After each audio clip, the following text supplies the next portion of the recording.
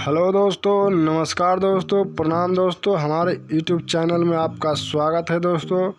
आज की वीडियो में कुछ खास बातें करने जा रहा हूं जो खेसारी लाल से जुड़ी हुई बातें दोस्तों। तो वीडियो का अंत तक देखिएगा, वीडियो बहुत इंटरेस्टिंग होने वाली है दोस्तों। बात करें खेसारी लाल, जिस तरह से बहुत अच्छे कलाकार हैं दोस्तों, उसी तरह से उनका बेटा है जो ऋषभ, जो बहुत अच्छे एक्टिंग कर रहे हैं अभी से दोस्तों। खेसारी लाल का एक वीडियो में है जो दोस्तों, उनका लड़का बहुत अच्छे से डांस करते हुए नज़र आ रहे हैं दोस्तों, जो काफ़ी सारा सोशल मीडिया पर वायरल हो रहा है तेज़ी से दोस्तों।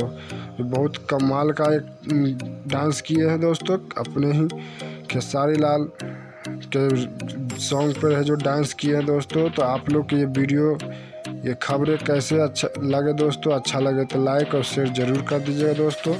कुछ कहना चाहें तो कमेंट के माध्यम से बता सकते हैं दोस्तों। मेरे चैनल सब्सक्राइब न किए तो सब्सक्राइब कर लीजिएगा दोस्तों। फिर मिलते हैं अगली वीडियो के साथ कुछ नई खबरों के साथ। तब तक जय भोजपुरी।